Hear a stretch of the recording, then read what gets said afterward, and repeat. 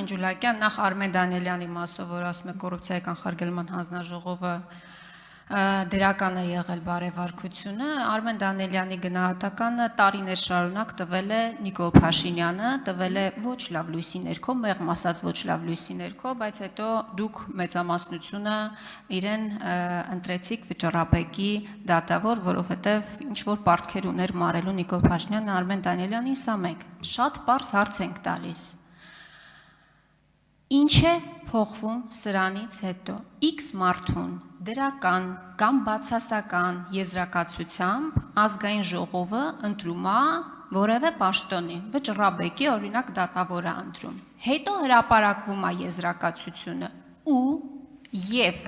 հետևանքը ավարտեմ կպատասխանեք։ Հետևանքը որն է, որովհետև մենք դեպք ենք ունեցել, երբ որ բացասական եզրակացությամբ միևնույն է դուք ընտրել եք այդ մարդուն, որովհետև պայմանավորվածությունը այդպիսին է եղել։ Եվ ինչի չի հրապարակվում բոլոր թեկնածուների մասով, որ հասարակությունը տեսնի, որ այս թեկնածուներն են եղել։ Մեծամասնությունը կամ չգիտեմ, ամբողջ խորհրդարանը ընտրել է X մարդուն։ Դուք ասում եք, եթե մարդը չի ընտրվել, իր եզրակացությունն էլ բացասակ ավարտում եմ, ներողություն խնդրում։ Իր եզրակացությունն էլ բացասական է եղել, հիմա ինչ պարտադիր է բոլորը իմանան, որ բացասական եզրակացությամբ է այդ մարդը։ Կամ այդտեղ նույն անձնական կյանքի մասին դիտարկում կար։ Անձնական կյանքը բոլորի համար, անձնական կյանքը անկախ նրանից առաջ խաղացում կունենաս պաշտոնի, թե չես ունենա պաշտոն։ Ես ուզում եմ հասկանալ առարկայական սրա հետևանքը, սրա արդյունքը, կոռուպցիայի կանխարգելման, շոշափելի հողի վրա արդյունքը ո՞րն է։ Շնորհակալ եմ հարցի համար Տիկին Խամոյան, պարոն Ղազարյանի հարցին ի պատասխան արդեն նշեցի, արդյունքը ո՞րն է։ Արդյունքը այն պատասխանատվությունն է, հանրային, քաղաքական, եթե դա ազգային ժողովն է, որովհետև օրինակ դատախազությունը չունի քաղաքական պատասխանատվություն, բայց դատախազությունն էլ երբեմն բացասական եզրակացություններով նշանակում կատարում է, հետևանքը դա է, որ մարդիկ իմանում են, որ բացասական եզրակացությամբ թեկնածուն նշանակվել է, բայց մենք հիմա անում ենք հիպոթետիկ քննարկում, դուք ասում եք, երբ որ նշանակի, ինչա լինելու։ Երբ որ նշանակվի, այդ ժամանակ կխոսենք։ Համենայն դեպս դուք էլ ձեր դերում եք, եթե տեսնում եք, եթե կարդում եք բարեվարկության եզրակացությունները, այստեղ պետք է աղմուկ բարձրացնեք եւ ամեն ինչ անեք, որ նույնիսկ եթե նման մտադրություն եղել է, այդ մտադրությունը իջիկ դառնա եւ չընտրվի այդ մարդը։ Ինչը համենայն դեպս դուք կարող օրինակ եք բերում, ասում եք եղել է դեպք, երբ նշանակել եք բացասական եզրակացությամբ, եղել են բազմաթիվ դեպքեր, երբ դրական եզրակացությամբ ենք նշանակել, շատ ավելի շատ դեպքեր, դրա համար էի նաև խնդրում պարոն Ղազարյանին վիճակագրություն հանել, մի հատ համեմատենք ինչքան են եղել այդ դեպքերը։ Եվ նաև կարող եմ մեկ դեպք ասել, երբ եզրակացությունը բացասական էր, եւ մենք մեր թեկնածուին մերժեցինք։ Խոսքս Սիրունյանի մասին է, որը մեր թեկնածուն էր, մեր կողմից էր նշանակված, բարեվարկության եզրակացությանը ծանոթանալուց հետո այդ որոշումը կայացվել է։ Շնորհակալություն Տիկին Ջուլակյան։ Ես չեմ կարծում, որ որևէ բարեվարկության եզրակացություն, որևէ մարմնի կողմից տրված որևէ տեղեկանք, այդ թվում չգիտեմ ազգային անվտանգության ծառայության կողմից տրված, ձեզ պետք էր իմանալու համար, որ օրինակ թե ինչպիսի դատավոր է Արմեն Դանիելյանը, ես նորից շարունակում եմ պնդել,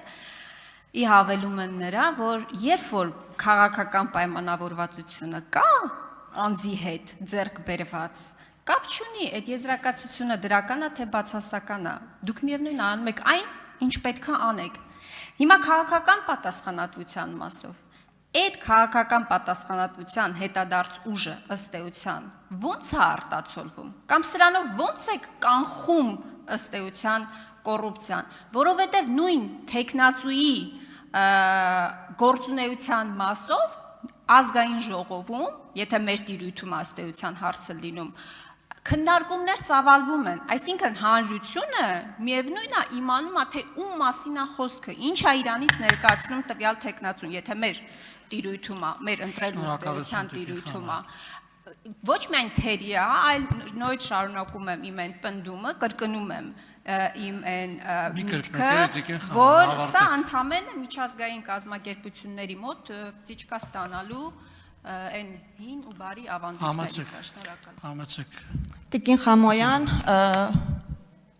Ես որևէ խնդիր չեմ տեսնում միջազգային կազմակերպությունների ռեկոմենդացիաները կատարելու մեջ, ասեմ, ավելին, մենք բոլոր միջազգային զեկույցները ուշադիր կարդում ենք, հետևում ենք եւ այդ զեկույցներում ներկայացված խնդիրներին միշտ արձագանքում ենք։ Այսինքն այս առումով ձեր կամահարական վերաբերմունքը ինձ համար հասկանալի չի, շատ կարևոր է միջազգային կազմակերպությունների ռեկոմենդացիաները կատարելը եւ այդ ճիճկան ձեր ասած դնելը։ Արմեն Դանելյանի եզրակացության հետ կապված Եթե դուք այդքան մտահոգված եք, ես կարծում եմ պետք է կոռուպցիայի կանխարգելման հանձնաժողովին այդուհանդերձ հարց տաք, թե ինչու էր այդ եզրակացությունը դրական, եթե ամեն ինչ այդքան վատ է, ապա ինչու էր դրական, եւ ճիշտ ասած չեմ հասկանում ինչ եք ասում, համ ասում եք բացասականով նշանակում եք, համ ասում եմ բայց դեպքում է դրականա նշանակել ենք, դրանից էլ եք դժգոհ։